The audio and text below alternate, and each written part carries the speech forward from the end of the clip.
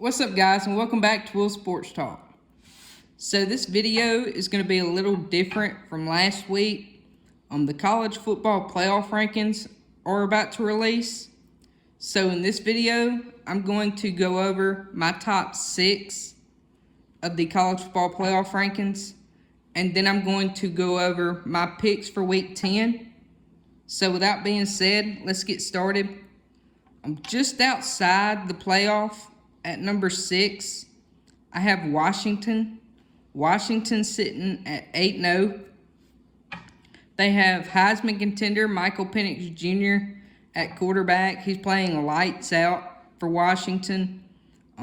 Washington kind of struggling on the defensive side of the ball. They've got to get that figured out there if they want to continue to make a run. But overall, I believe Washington has really complete control of their own destiny. I believe they're plenty good enough to win the Pac-12 and make it to the college football playoff undefeated. At number 5, I have Texas. Texas sitting at 7-1. Their only loss being to Oklahoma. A big hit for Texas. Texas quarterback Quinn Ewers, he is out with an injury. That's really been Texas' problem for the past 2 years. Quinn Ewers is struggling to stay healthy. I believe if Quinn Ewers can get back healthy and get back playing for Texas and continues to play at the caliber of ball that he was playing at before he got hurt, I see no reason that Texas can't keep winning and get to the Big 12 championship.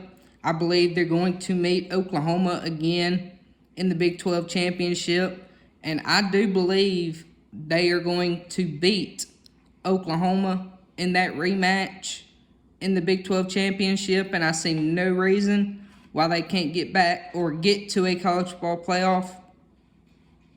My number 4, I have Michigan.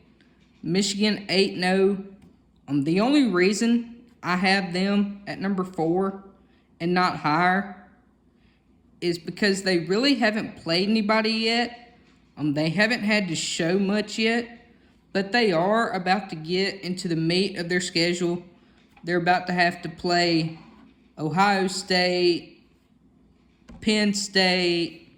So we are about to see how good Michigan really is. We're about to see how legit they really are. But as of right now, I have them at 4. My number 3, I have Ohio State. Ohio State sitting at 8-0. The reason I have them at 3 and not any higher is because of their offense. I mean, defensively, Ohio State probably has one of, if not the best defense in the country. The problem is their offense. They haven't been able to produce much on offense, really, this whole year. So they've got to show me that they can produce on offense and score points. Because if they can't show me that they can do that, there's going to come a time in the year, whether it's against a Michigan team or maybe in the Big Ten championship game, it's going to cost them if they're not able to score points. So this offense has got to improve, and that's why I have them at number 3 right now and not any higher. My number 1 and 2, I kind of struggled. Kind of flip-flopped with these two because my opinion, you could put either one at 1 or 2. But my number 2, I have Florida State. Florida State sitting at 8-0. They have Jordan Travis, Heisman Trophy candidate. My opinion, as it stands right now, I think Florida State looks like, to me, the most complete team in the country. But I have them sitting at number 2 right now. And at number 1, I obviously have Georgia. sitting 8-0, undefeated. The reason I put Georgia at number 1 is because of this game that they played against Florida last week. If they wouldn't have dominated that game like they did against Florida, Florida State would be sitting in my number 1 spot. But because they proved, and Florida is not a slouch team. Florida's a pretty decent team. They proved to me that they could dominate that game, both sides of the ball, and play really well on offense without the best player in the country and win that game very convincingly. And that's why I have them at number 1. But with that being said, I want to go over my Week 10 predictions. My first game I have on here is Texas and Kansas State. Texas is a 4-point favorite in this game. I see this being a back-and-forth type game, a very close game here. Quinn Ewers being out could take effect in this game. But in the end, I do think Texas is just more talented than Kansas State. I like Texas in this game, and I like the -4 for Texas in this game. My next game is Missouri and Georgia. Now, Missouri is kind of a surprise team for a lot of people this year. Missouri is sitting at 7-1 and is in a position in this game to where if they were to pull out a win against Georgia and run the table in the regular season, and they go to the SEC championship and play a team like Alabama or LSU, and if they somehow pull that out, they find themselves in the conversation for the college football playoff. So this is a very intriguing game for both teams. A lot of implications on the line for both teams in this game. Now, obviously, Brady Cook for Missouri playing really well. That defense for Missouri playing really well. Georgia, like I said, they showed me last week that they can dominate both sides of the ball offensively without the best player in the country. This game, it really just depends on which Georgia team shows up.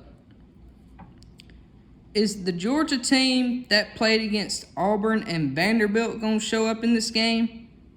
Because if they do, Georgia's getting beat by 14 points. If the Georgia team that showed up against Florida shows up in this game, Georgia could win this game by 14 to 17 points. So it just all depends on which Georgia team shows up. But in the end, like I said, I do like Brady Cook. I do like Missouri's defense. I just feel like Georgia's a more talented team. Georgia's got a lot more talent, and they are a lot more physical on both sides of the ball. Now, I do like the plus 15.5 for Missouri here, but I am going to take Georgia to win the football game. My third game I have is Washington and USC. Washington is a 3.5-point favorite in this game. See this game being a back and forth type game as well. I see this being a high scoring game. Got two Heisman contenders in this game. Washington quarterback Michael Penix Jr. Then on the other side, you got USC quarterback Caleb Williams. Offensive explosion. But I feel like the difference in this game, I like Washington's defense a lot better than I do USC's. I feel like that's going to be the difference in this game. I feel like Washington is going to be able to make one more stop late in the game to win this game for Washington. I like Washington. I like Washington minus 3.5. My fourth game I have on here is Oklahoma State. Oklahoma is actually a 6-point favorite in this game. I see this being another back and forth type game. I could see this being a high scoring game. It's a rivalry, so you never know what's going to happen. But in the end, Oklahoma does have quarterback Dylan Gabriel, who is considered by many to be a Heisman Trophy candidate. And in the end, I just feel like Oklahoma is just more talented and more powerful. I like Oklahoma. I do like the +6 for Oklahoma State here, but I do like Oklahoma to win this ball game. My last game I want to talk about is Alabama LSU. Now, Alabama's a 3-point favorite in this game. Now, I'm going to tell you, Alabama better be glad this game is being played in Tuscaloosa. Because if this game was being played in Baton Rouge, I would probably be picking LSU in this game. But this game is in Tuscaloosa. You know, LSU, one of the most explosive offenses in the country. They have Jaden Daniels. He's a Heisman Trophy candidate. They have wide receiver Malik Neighbors, who I feel should be a Heisman Trophy candidate, but he's not getting talked about for some reason. Some keys for Alabama in this game. Number one, can Alabama play 60 minutes of football? Can Alabama play for 60 minutes? Because they have not been able to do that all season long. If Alabama can play a whole 60 minutes of football, I believe they control this game and win this game convincingly. Because if Alabama plays a whole 60 minutes of football, this is a dangerous football team. But we don't know if they can do that. That's got to be something Alabama has to do to win this game. Now, I do believe Alabama's going to be able to score on LSU. I believe this defensive line for LSU, not very good. The secondary for LSU is pretty much awful. I believe they're going to be able to run the ball on LSU. I believe the secondary for LSU, I believe Jalen Milroe is going to be able to do enough through the air. Key for Alabama is they're going to have to contain Jaden Daniels. They cannot let Jaden Daniels get outside the pocket and scramble. Because if they let Jaden Daniels outside of that pocket, they are screwed. They've got to keep him inside. Because we know from in the past, Alabama struggles with struggling quarterbacks. So they can't let him get outside and be able to use his legs. But in the end, I do see this being a kind of a high-scoring game. I think the environment is going to take effect in this game. I think the crowd, with it being in Bryant-Denny Stadium, is going to take a part in this game. I think it's going to be rowdy.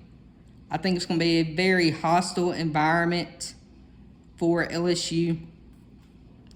With that being said, I like Alabama in this game. Now, mind you, I said if this game was being played in LSU, I'm taking LSU.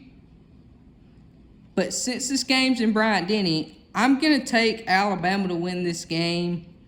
And I actually like the -3 here for Alabama.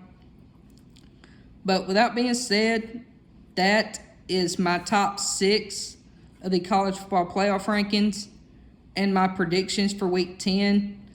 I will drop the rest of the rankings at the end of this video. And I hope to see you on the next video. Thank you.